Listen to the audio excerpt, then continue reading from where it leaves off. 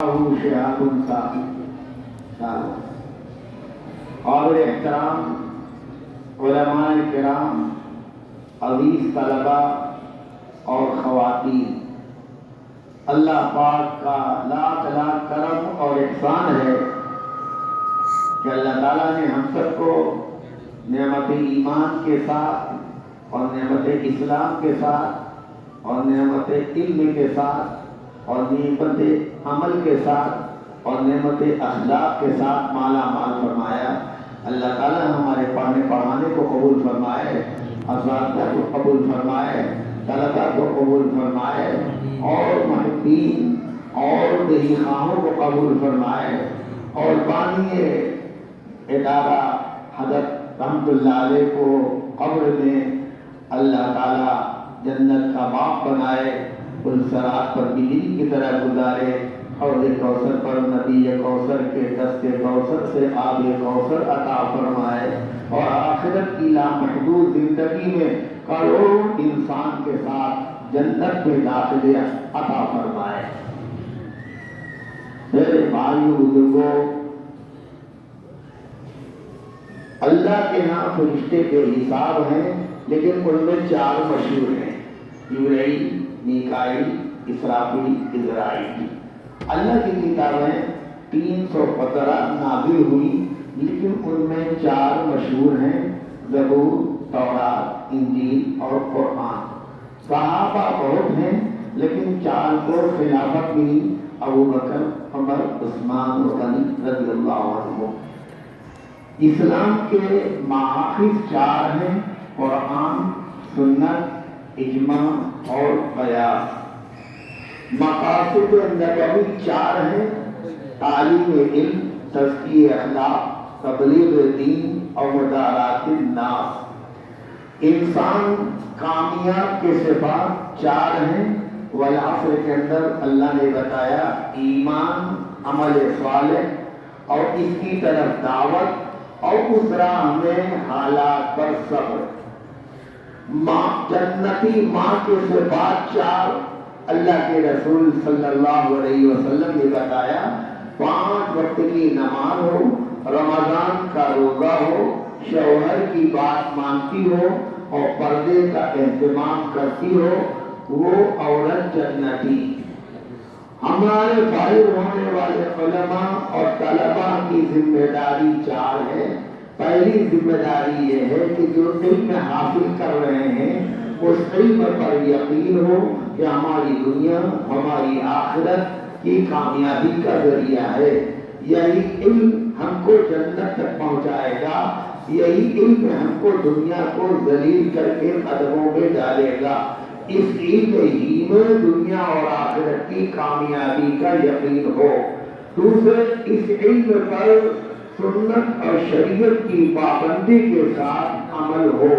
تیسرا، اسی علم اور اسی عمل کو اخلاص کے ساتھ کر رہا ہو۔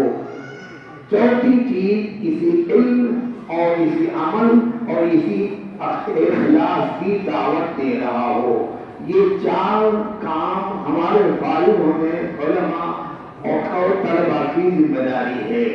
ہم اس ملک میں رہتے ہیں، اس ملک کے لیے ہمیں بہترین باشندہ بننے کے لیے بھی چار چیزیں ہیں: ایک، انسانیت نوازی، دوسرے، حب الوطنی، تیسرے، بھائی چارہ، چوتھے، امن اور شانتی۔ اگر اس ملک میں بسنے والوں کے پاس یہ چار چیزیں ہیں تو جتنی بھی چیزیں محبت کی ہیں نفرت کی نہیں بن سکتی۔ مثلا مذہب، ذات برادری، علاقہ اور زبان۔ بہرحال یہ ادارہ یہ اخلاص کا تاج محل ہے، اور بخاری کتاب الاخلاص ہے۔ اخلاص ہی بنیاد ہے۔ اللہ کے رسول صلی اللہ علیہ وسلم نے حضرت معاذ رضی اللہ تعالیٰ عنہ سے فرمایا: اخلص العمل یجزیک منہ القلیل۔ اے معاذ، اپنے عمل میں اخلاص پیدا کرو، اخلاص کے ساتھ تھوڑا سا عمل بھی کافی ہے۔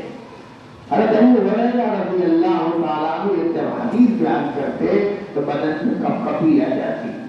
اللہ کے رسول صلی اللہ علیہ وسلم فرماتے ہیں میدان محشر میں ایک انسان آئے گا جس کے پاس علم ہوگا. اللہ اس سے پوچھے گا تو نے علم کیوں حاصل کیا؟ وہ کہے گا اللہ تیری رضا کے لیے حاصل کیا. نہیں، تو نے تو اس لیے کیا تھا کہ تجھے لوگ بڑا علم والا کہیں اور تو دنیا میں کہا جا چکا. اب دنیا میں تیرا کچھ نہیں ہے، فرشتے اٹھا کے جہنم میں بھیج دیں گے. تو ایک سخی آئے گا، اللہ پوچھے گا تو نے سخاوت کیوں کیا؟ کہا اللہ تجھ کو راضی کرنے کے لیے کیا. نانا تو اس لیے کیا تھا کہ تاکہ دنیا سخی رہے. تو دنیا میں تجھے لوگوں نے سخی کہہ دیا، اب تیرا یہاں کچھ نہیں ہے، جہنم میں اٹھا کے ڈال دیا جائے گا. پھر تیسرا شہید آئے گا، اس سے پوچھا جائے گا تو نے جان کو دیا؟ اللہ تیری رضا کے لیے دیا. نانا تو نے تو اس لیے دیا تھا کہ لوگ تجھے بہادر کہیں اور دنیا میں تجھے بہادر کہا جا چکا، اس لیے فرشتے اٹھاؤ جہنم میں اٹھا کے ڈال دو. بغیر اخلاص کے نہ علم قبول، بغیر اخلاص کے نہ سخاوت قبول، اور بغیر اخلاص کے شہادت بھی قبول نہیں. لیکن بڑا نازک مسئلہ ہے، اس لیے بزرگان دین فرماتے ہیں جس عمل میں ریا ہو اس عمل کو خوب کرو، خوب کرو، اتنا کرو کہ عادت بن جائے. جب عادت بن جائے گی تو عبادت بن جائے گی، اور جب عبادت بن جائے گی تو اخلاص آ جائے گا. اخلاص آخر میں آتا ہے، اس لیے عمل کو چھوڑنا نہیں چاہتے. بزرگان دین فرماتے ہیں ایک عمل کے بعد دوسرے عمل کی توفیق ہونا پہلے عمل کے قبولیت کی دلیل ہے. آپ نے فجر کی نماز پڑھا، اس کے بعد ظہر کی بھی توفیق ہو گئی تو آپ کی فجر کی نماز قبول ہے، اس لیے آپ کو دوبارہ پھر مسجد میں آنے کی سعادت ملی ہے. بہرحال اخلاص بہت بنیادی چیز ہے اور مایوس نہیں ہونا چاہیے، اس کی فکر کرنا چاہیے. اس ادارے کا تر امتیاز اخلاص ہے، صبر ہے، مجاہدہ ہے، درد جاگے ٹھوکر کھانا ہے، اور پوری انسانیت کا درد لے کر راتوں کو سونا ہے اور دن کو دوڑنا ہے. حضرت قاری صاحب رحمۃ اللہ علیہ ایک مدرسے تک محدود نہیں تھے بلکہ پورے عالم میں آپ کی محنت چلتی تھی، پورے علاقے میں محنت چلتی تھی. اس لیے بھائیوں اس کی کوشش کرو کہ ہمارا ہر عمل اخلاص کے ساتھ ہو جائے. حضرت علی رضی اللہ تعالیٰ عنہ کے بارے میں فرمایا گیا جس کو اخلاص سیکھنا ہو علی سے سیکھے. حضرت علی رضی اللہ تعالیٰ عنہ ایک دشمن پر قابو پا گئے اور مکمل اسے ختم کر سکتے تھے. اس نے آپ کے چہرے مبارک پر تھوک دیا، آپ نے فوراً چھوڑ دیا.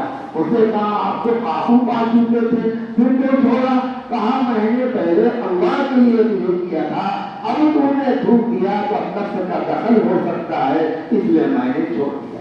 صحابہ کرام کا اخلاص اتنا مضبوط تھا، حضور نے فرمایا کہ صحابہ کا 1 کلو 1 سیر آدھا سیر جو تم احد پہاڑ کے برابر سونا کرو تو ان کے برابر نہیں ہو سکتے، کیونکہ صحابہ کرام کا ایمان جیسے معتبر تھا ایسے ان کا اخلاص بھی معیار تھا. اخلاص بنیاد کی چیز ہے. اگر ہم دینی تعلیمات پر غور کریں تو ایمانیات کا شعبہ اخلاص سے بھرا ہے. حضور سے صحابہ نے پوچھا حضور ایمان کیا ہے؟ آپ نے فرمایا اخلاص.